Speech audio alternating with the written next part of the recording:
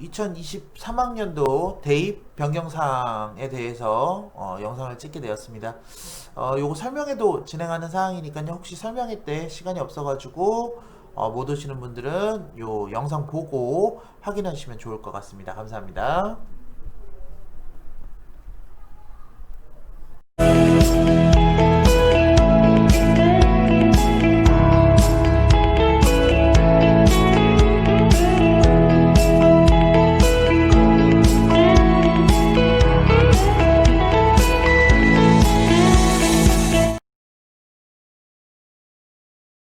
네, 저희는 인천 미추홀구 남동구 입시명문 에듀픽 학원이고요. 이번에 2023학년도 특히나 서울대에서 대입 변경사항이 있었던 부분이 있어가지고 그 부분에 대해서 좀 설명한 후에 이제 대입 전반적으로 학생들이 어떻게 대비를 해야 될지를 알려드리기 위해서 영상을 찍습니다. 강연 순서는 일단은 2022학년도 현 대입에서 가장 중요한 포인트가 무엇인지, 그리고 2023학년도에서 변경된 대입, 그러니까 현 고등학교 2학년, 지금 2020년이에요. 2020년 11월이니까 현 고등학교 2학년과 고등학교 1학년이 바뀐 내용이 있습니다. 그래서 현 고등학교 2학년 아이들은 신경 써도 되지 않아도 되지만 현 고등학교 1학년 아이들부터는 조금 신경을 써야 되는 내용들이 있어가지고 그 부분들 알려드릴 거고요. 그리고 지금 이렇게 변경이 되었을 때 대입 제도에서 이제 우리가 생각해야 될 것들 알려드리도록 하겠습니다. 일단 2022학년도 대입 중요 포인트입니다. 가장 중요한 거는 다른 것보다는 수능 위주의 전형이 40% 이상 확대가 된다라는 게 가장 중요한 포인트였어요. 그리고 뭐 수상 영역이라든가 자율 동아리, 소논문 기재가 금지가 되면서 종합 전형의 비율은 조금 줄이고, 그러니까 내신 종합 전형의 비율은 줄이고 수능 위주의 전형을 조금 많이 늘리려고 한 게 정부의 방침이었습니다. 교육부의 방침이었어요. 그래서 뭐 수시 2월 인원까지 생각을 하면은 실제로 수능으로 뽑을 수 있는 인원은 한 45% 정도, 내신으로 뽑을 수 있는 인원이 한 55% 정도. 그러니까 요게 나름 수능에서 좀 많이 뽑게 하려고 공정하게 이제 대부분은 국민들의 생각이 수능이 좀 더 공정하다라고 생각을 하니까 그 부분을 조금 더 강조하려고 했던 부분이 있었어요. 그래서 실제적으로 보시면 아시겠지만 2022학년도에 교과와 종합전형이 한 40에서 45%이 정도 되고요. 그리고 수능이 한 40% 이상이라고 보시면 되겠습니다. 요쪽 요 부분, 수능 부분하고 학생부 부분은 보시면 되고요. 논술은 될 수 있으면 이렇게 줄어들거나 없애는 추세로 간다라고 생각을 하시면 좋을 것 같아요. 그래서 대부분이 이제 아이들이 수능하고 교과 종합으로 가기 때문에 한 40대 40 비슷비슷하죠. 그렇죠? 이렇게 보면은. 그래서 이런 식으로 바뀌어가지고 수능으로 조금 더 많이 뽑을 수 있게 하려고 한다. 근데 수능으로 뽑으려고 하면은 학생들이 굳이 고등학교를 내신을 따려고 다른 지역으로 갈 필요가 없고 학군지로 갈 수가 있으니까 그런 여차 부분적인 요소가 있어서 이번에 2023학년도에 변경된 대입 포인트가 있습니다. 일단 서울대가 변경을 했고요. 서울대가 변경하면은 그 밑에 있는 대학들이 대부분 대학들이 따라간다라고 생각을 하면 되는데 어떤 부분이 바뀌었는지 한번 같이 보겠습니다. 일단은 수시에서는요 많이 바뀐 건 없습니다. 지역 균형 전형 똑같고요. 근데 정시에서 이 부분이 가장 중요하죠. 수능 위주 전형, 정시의 수능 위주 전형에 지역 균형 전형이라는 게 생겼고요. 그리고 수능 위주 전형의 일반 전형도 좀 변경이 되게 되었습니다. 그래서 실제로 변경된 거는 요 학생부 종합 전형 중 지역 균형 전형 요 부분, 그리고 요 부분이 신설되었고 요 부분이 변경되었다라고 보시면 됩니다. 하나하나 보여드리면은요, 일단 수십 모집 지역 균형 전형 같은 경우는 변경 전에는 4개 영역 중 3개 영역이 2등급 이내였습니다. 좀 어려웠죠. 그러니까 적어도 국어, 영어, 수학, 과학, 이렇게 탐구, 이렇게 4과목 중에 3과목 정도는 2등급 이내야 돼. 탐구는 특히나 2과목 평균이니까 2과목 다 2등급 안쪽에, 아니면 1등급, 3등급 요 정도는 받아줘야 되는 게 가장 중요한 포인트였는데 변경 후에는 합 7등급이다. 그러니까 1, 2, 3도 되고요. 2, 2, 3도 되고요. 그쵸? 1, 3, 3도 되고요. 이게 이렇게 변경이 된 부분이 많이 크지 않다라고 생각하시는데 단순히 그냥 위에 거는 합이 6등급이고 밑에는 합이 7등급이는데 이게 각각 과목 각각이 2등급 이내 들어가야 되는 거하고 성적이 합이 7등급 이내한 거는 꽤 많이 다릅니다. 특히나 영어 같은 경우는 대부분의 학생들이 특히나 서울대 이렇게 준비하는 학생들이 1등급에서 2등급은 기본적으로 할 수 있는 부분이기 때문에 다른 과목에서 3등급이 나와도 수시 모집 지역균형 전형에 합격할 수 있는 기회가 늘어난다라고 보시면 될 것 같아요.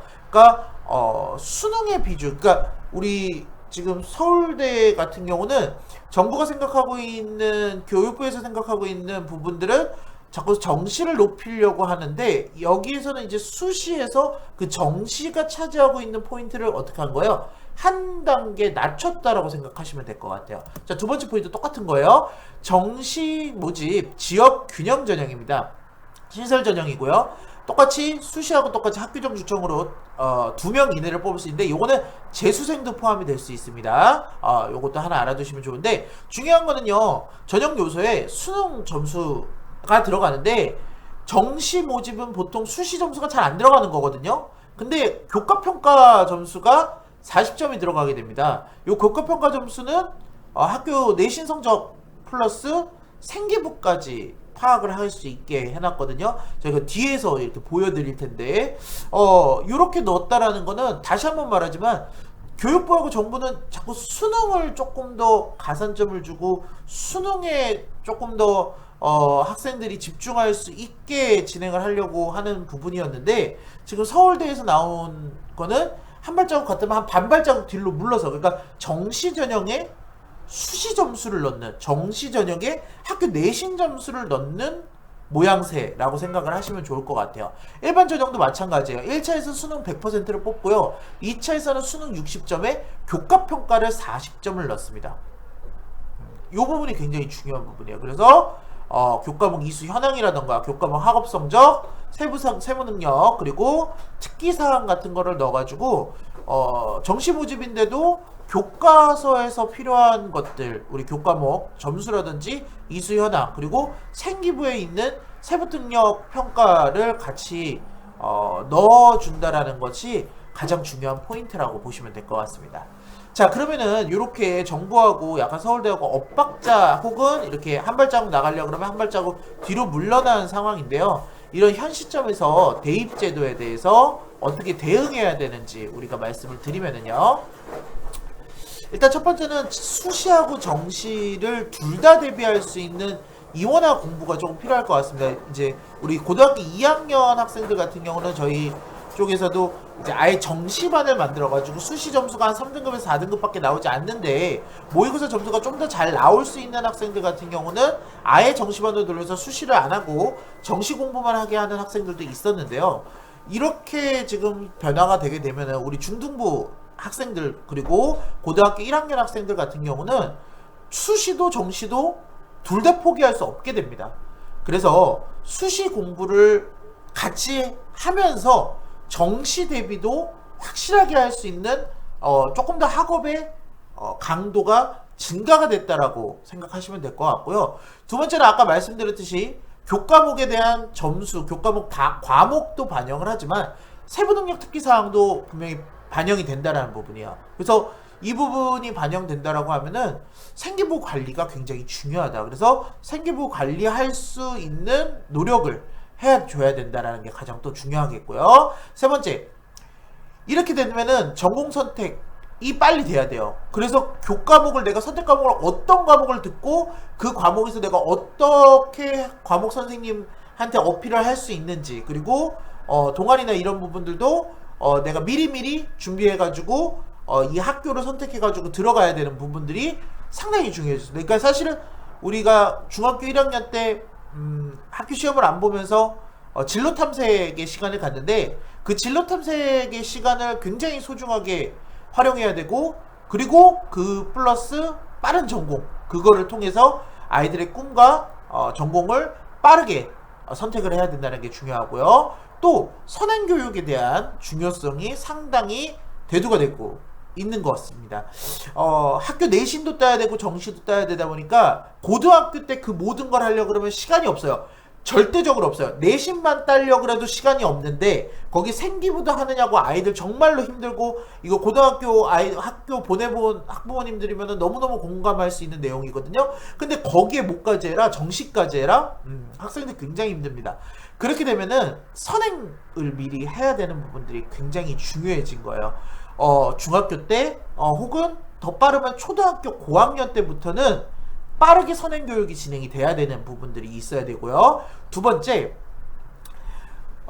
지금 중학교 3학년 이번에 시험이 끝났잖아요. 그럼 지금부터 시작하는 방학 때, 그리고 또 고등학교 1학년 여름방학, 겨울방학 때 그냥 그 다음 시험, 다음 학기를 준비하는 선행이 아니라 그 이상을 준비할 수 있는 선행이 필요하다. 1년 전체를 보거나 아니면 미리 선행이 되어 있는 상태에서, 예를 들어서 1학년에서 2학년 넘어갈 때, 지금 현 시점에서 고등학교 1학년에서 고등학교 2학년 넘어갈 때 고등학교 2학년 1학기 거는 미리 해놓은 상태, 개념 기본은 해놓은 상태고, 고등학교 2학년 2학기를 개념 기본을 나가면서 얘를 유형 실력을 나가거나, 이런 식으로 선행과 방학 때 공부해야 될 양이 훨씬 더 증가됐다라고 생각하시면 됩니다. 예를 들면 학원이면은 특강을 하나만 들어도 되는 거를 특강을 2개 이상을 들어야 되거나, 아니면 학원만 다녔던 학생들 같은 경우는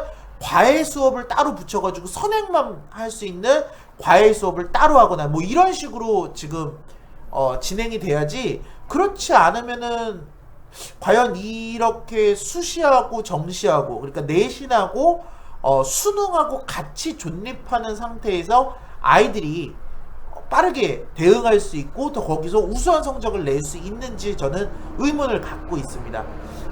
아이들한테는 조금 더 학업이 과중해졌다라고 생각하시면 될 것 같고요. 또 거기에 플러스 미리미리 준비해온 학생들, 우리 소위 말하는 특목자사 준비한 친구들이 어느 곳을 가도 조금 더 유리할 수 있는 부분이라고 생각해 주시면 좋겠습니다. 네, 오늘 영상은 여기까지 하고요. 또 궁금한 점 있으시면 댓글로 또 카톡 상담으로 연락 주시면 감사하겠습니다. 자, 여기까지 하겠습니다. 감사합니다.